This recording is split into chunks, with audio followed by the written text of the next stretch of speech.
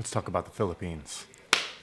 Alright, what's up guys? Welcome back to the channel. Today I'm going to make a quick video talking about some of the best places that you could want to live in the Philippines. Well, you have so many places and different locations in the Philippines to choose from when it comes to picking a location. It's good to do a little bit of research and find out where you want to plant your roots down in the Philippines, which is awesome.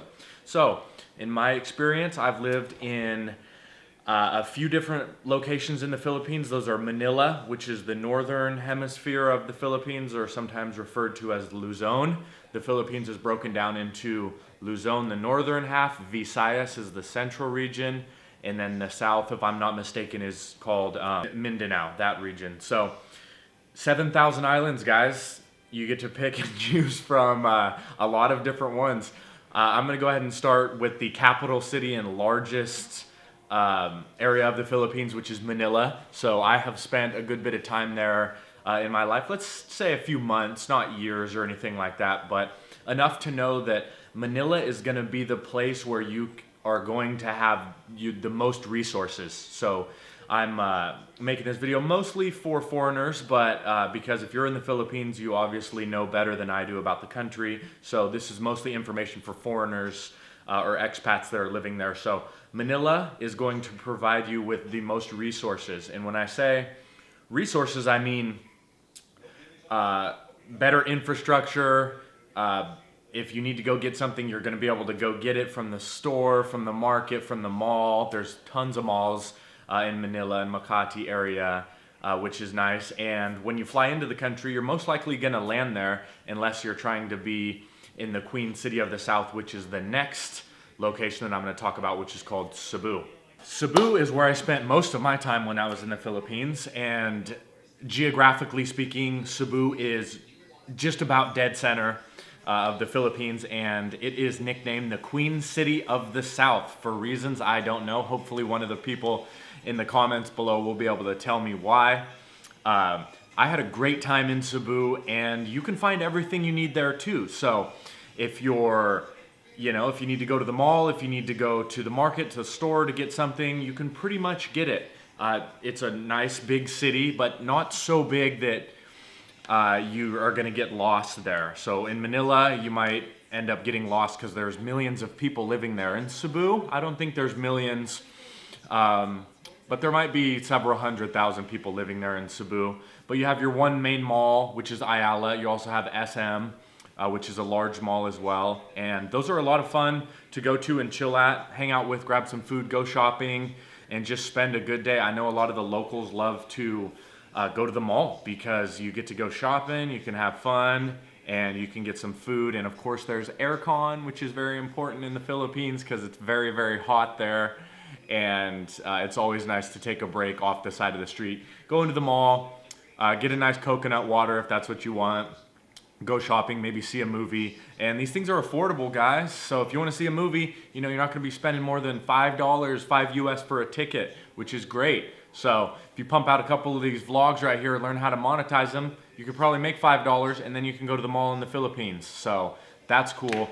Cebu is really also awesome for another reason that I'm going to mention here.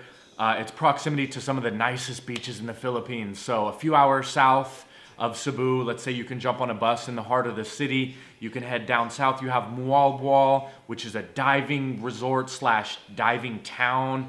Really cool, man. If you really like to go diving, you like to snorkel, you like to swim in the open ocean, you can do that. And just up the way from Mualboal, you want to stay a couple of nights there, you have Kawasan Falls. I wish I had footage of this to show you guys. Unfortunately, I don't. But Kawasan Falls is the very beautiful turquoise, almost like the color of this sweater that I have on.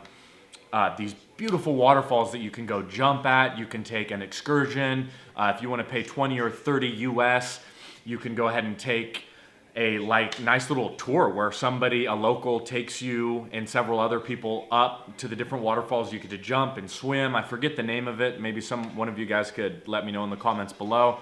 And that's one of my favorite things about Cebu, because you can be in the city, but if you jump on the bus, you get a ticket, you go down south, you're in Mualboal. There's some really nice restaurants down there too, some nice seafood. Everything is fresh, it's caught right off there the coast. You got tuna, squid, shrimp, lobster. all this stuff that you can have. Carbonara pasta is one of my favorites too in the Philippines. I love to eat that. And of course, a nice cold iced tea. If you want to have a beer, grab a San Mig Light. Red Horse, of course. That rhymed. So Cebu, I wanted to wrap it up with. You got Manila, Cebu, and these areas, man, if you're the type that wants a slower life, you can divert off to one of the little provinces in these areas too. So you got places like Bacola, you have places like Negros Oriental, which has an old American university there called, I think it's called Silliman University, one of the oldest universities, and that is another mention, or worthy of a mention in this video, is Negros Oriental. So from Cebu, if you head down south on a bus, $5 ticket you can catch a ferry over to Negros, and you're right there, and you have the Rizal Boulevard lined with restaurants. There's some good nightlife, of course, live bands, and if you want to be around foreigners, you can find that in Negros, which is awesome. So I really do love that. Negros. Up the way you have Valencia. You can have take your motorbike and ride it up to Valencia, and you can find the waterfalls and go explore. So basically what I want to say is it depends on you as a person. What is important to you? Do you like a hustling, bustling city? Then you should live right in the heart of Makati, I would say. Makati is a great place. Taguig, right in Manila. So you can just take a grab car or a taxi, and you can be right in the heart. Hundreds of thousands of people around. Go to the mall, explore, shopping, exercise, food, meet people, go on dates. Whatever you want to do, you can do that right there. Cebu is going to be more southern, more beach type, which is awesome. I can't speak on Mindanao or Davao or the South. Never spent any time there. Maybe you guys can mention it for me. But the last point was Negros Oriental, which is a really nice place to live too, and a very calm, slow, peaceful way of life. And you can get around on a scooter, you can eat your meals, you can exercise, you can have a happy life, make some friends, and just have good relationships, maybe start a business. Last mention is going to be north of Manila in a place called Angeles City, Pampanga. This place is lined with foreigners for the reason of it used to be a military presence there from the United States military. So you have Clark Air Base, and then you have Subic Bay, which used to be a naval base, which I've been to. These areas are pretty nice too because you're going to get a lot of foreign interaction. You're going to see a lot of Americans if you want to see Americans. You see a lot of people from Europe if you want to meet people from Europe and hang out with them. If you want to hang out with the locals, you can hang out with them too. Or you can stay in the province, you can ride your scooter. Man, there's 7,000 islands, so it's like pick your poison, do a little research. Those are 3 places that I recommend, and have fun in the Philippines, guys. It's a great time.